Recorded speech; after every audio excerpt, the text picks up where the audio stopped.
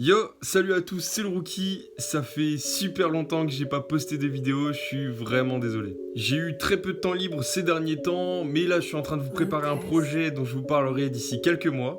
En attendant, je voulais absolument revenir poster une vidéo car il faut qu'on parle basket. Mais pour une fois, je ne vais pas vous parler de la NBA, mais bien de l'équipe de France qui débutera ses Jeux Olympiques ce dimanche. Et l'équipe de France a affaire à un gros adversaire dès le début, car dimanche à 14h, elle affronte les États-Unis, équipe qu'elle avait réussi à battre lors de la Coupe du Monde de Chine en 2019.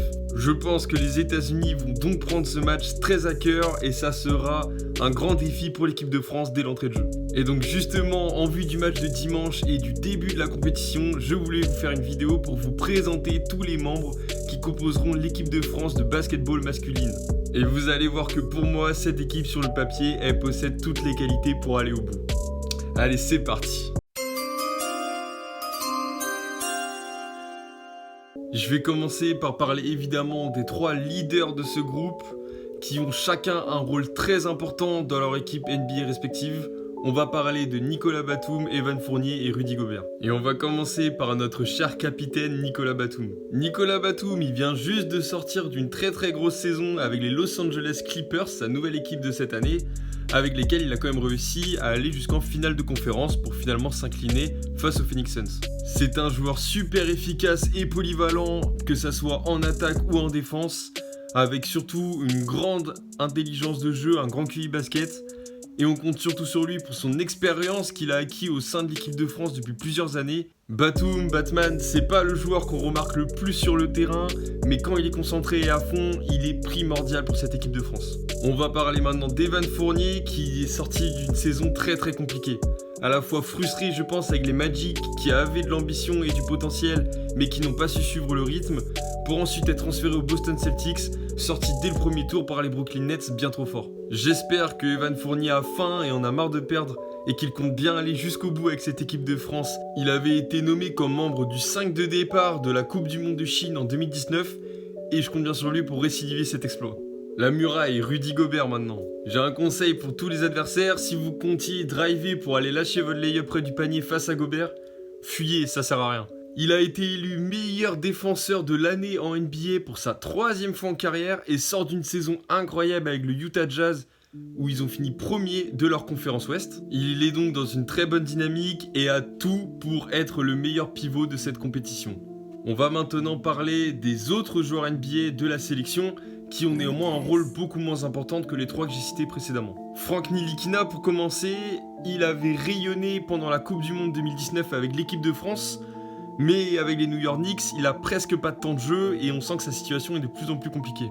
Il est free agent restreint cet été, ce qui veut dire que les New York Knicks pourront toujours s'aligner à une offre pour le conserver.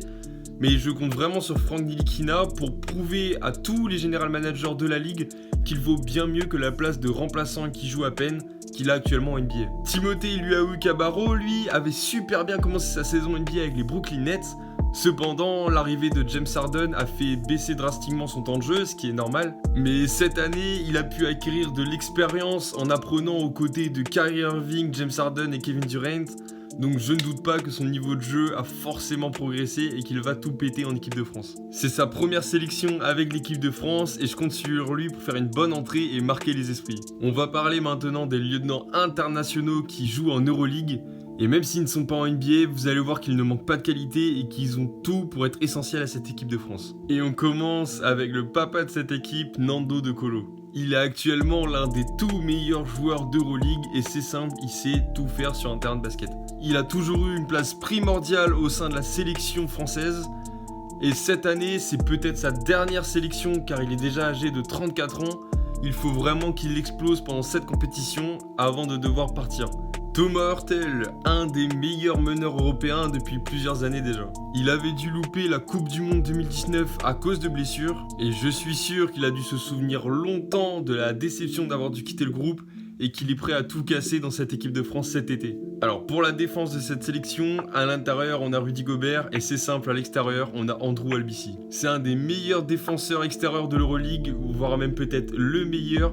Et avec la sélection française, il est toujours envoyé en mission sur le meilleur extérieur en face. Et je pense que dimanche, il va nous prouver que s'il faut défendre sur des extérieurs NBA, il n'aura aucun souci à le faire. À présent, Vincent Poirier, qui a passé une bonne partie de cette saison en NBA, mais qui a dû passer une saison tellement frustrante car il n'a pratiquement pas joué avec les Philadelphia Sixers. Il a été envoyé en cours d'année au Real Madrid où son temps de jeu et ses responsabilités ont bien évidemment augmenté. Je pense qu'il doit garder en tête la frustration de n'avoir pas pu être plus utile dans un roster NBA et il va sûrement montrer dimanche aux Américains ce qu'ils ont loupé. Il faut maintenant parler des nouveaux, des rookies de la sélection française, en plus de Timothée Luaho-Cabarro dont j'ai parlé juste avant. Gershon Yabusele qui vient de signer au Real Madrid, il va être un backup de qualité au poste d'ailier fort et peut tout péter en attaque. Et pour finir, Petr Corneli et Mustapha Fall. Ces joueurs au poste d'intérieur, ils vont pas avoir beaucoup de temps de jeu,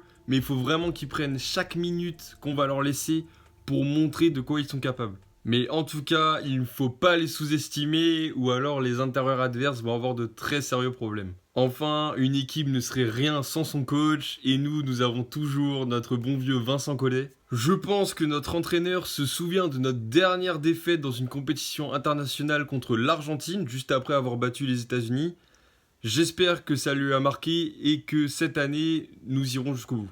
Bref, comme vous avez pu le voir, cette équipe elle est remplie de talent. Et oui, sur le papier, l'équipe des États-Unis paraît beaucoup plus impressionnante.